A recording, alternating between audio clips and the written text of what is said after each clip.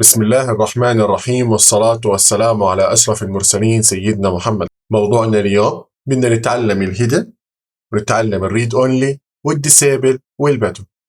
وبنهاية هاي المحاضرة بنكون هيك خلصنا الفورم. أنشأت لك فولدر 27 فورم بارت 7، وفي عندك هون الاندكس هو آخر كود كتبناه إحنا في المحاضرة السابقة. أول إشي رح نبلش بشغلة اسمها هيدن. هنكتب هون سيكشن. بداخل السكشن بدي انادي على input hidden. التايب عندي اياه hidden، والنيم بدي اكتب فيه رول. اول اشي شو فكرة الهيدن؟ الهيدن مش راح يظهر عندي في الفورم، هو عبارة عن اشي مخفي. بدي استخدم هون الفاليو وبدي اكتب مثلا admin. الفكرة هون اي حدا راح يسجل معلوماته هو عبارة عن admin، انه هاي الصفحة خاصة في الرول الادمن، مش بيكون في عندنا صلاحيات admin وصلاحيات يوزر. فبحكي لك انه هاي الصفحة هي راح تكون عبارة عن admin. سيف وتعال نشوف النتيجة. go live. ما في عندنا داخل الصفحة غير كبسات، بس لو كبست على submit شو حكالي؟ rule تساوي admin. معناته الهيدن متى بستخدمها؟ لما انا بدي ابعث اشي للسيرفر، او خلينا نحكي للداتابيس، ما بدي اليوزر يشوف شو ببعث انا قاعد. فاتمنى تكون الفكرة صارت واضحة. مرة ثانية ملخص سريع لفكرة الهيدن. الهيدن بستخدمها لما بدي أنا أبعث داتا ما بدي اليوزر يشوفها. متأكد راح تحكي لي ما بقدر اليوزر يشوفها من هون.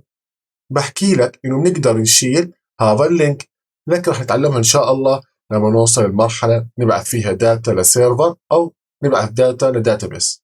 تعال هسه نتعلم اتريبيوت جديدة هي read only وكمان الديسيبل. راح نطبقها على سيكشن جديد. سيكشن، بداخل السيكشن بدي أنشئ input من نوع تكست، بدي أضيف قبلها ليبل وهو عبارة عن يوزر اي دي، الاي دي الخاص باليوزر. سيف وتعال نشوف النتيجة. اليوزر اي دي مستحيل يتكرر، فمنطقيا ما بزبط المستخدم هو يكتب الاي دي من عنده، لازم انا اكتب له الاي دي. فمثلا بدي احكي له هنا value 1 2 3 4 5. احنا فقط قاعدين بنجرب. لو انتبهنا هسه انه بيقدر المستخدم يغير الاي دي، وهذا الشيء مش منطق. هون بيجي عندنا شغلة اسمها read only، attribute اسمها read only. سيف. انتبه هسه ما بقدر اعدل ولا اي شيء. اعمل submit ما ظهر عندي اليوزر اي دي. طيب ليش؟ بالضبط لاني انا مش حاط النيم. هاي نيم وبدي احكي له هون اي دي. سيف. تعال نشوف النتيجة. submit. هاي هسه حكى لي اي دي 1 2 3 4 5.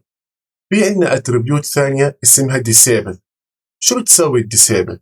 بدي امسح هسه الريد اونلي وبدي احكي ديسيبل.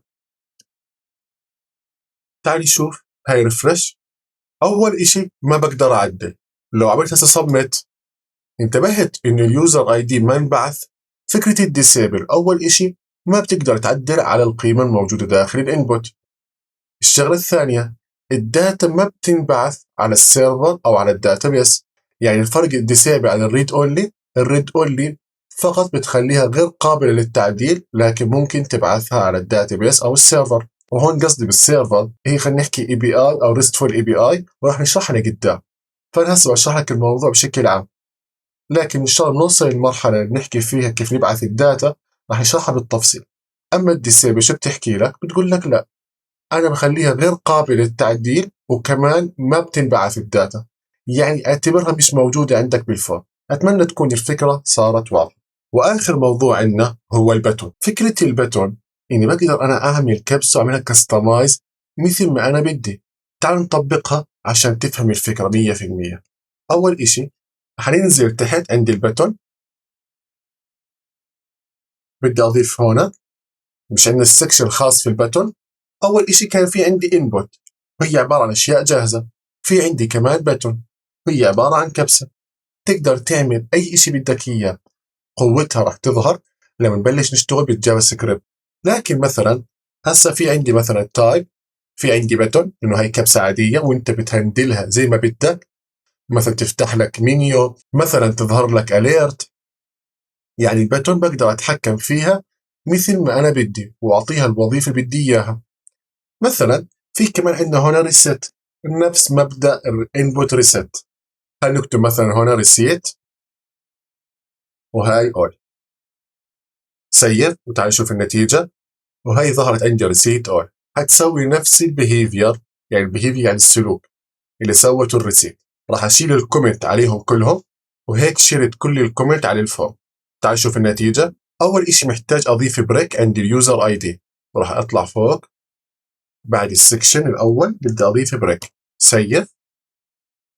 البريك هنا هي على الهيدن، لازم اضيفها تحت، كنترول اكس كنترول في، سيف.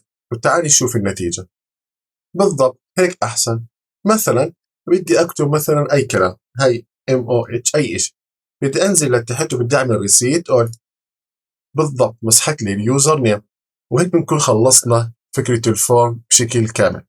كان الهدف بدورة ال HTML اني انا اوريك ايش هو الفورم، لكن ان شاء الله في دورة ال CSS وكمان دورة الجافا سكريبت راح نستخدم الفورم بشكل اكثر، وكمان راح يكون في عندنا تنسيق. يعني مثلا نعمل شاشة تسجيل دخول بشكل مرتب وحلو. بالإضافة إنه راح نطبق موضوع كيف إني أنا أستقبل الداتا، وكيف ممكن أخذها وأرفعها على الداتابيس أو ممكن أبعثها لسيرفر. أتمنى كانت الأفكار واضحة وسهلة، ونشوفكم إن شاء الله في المحاضرة القادمة، ويعطيكم العافية.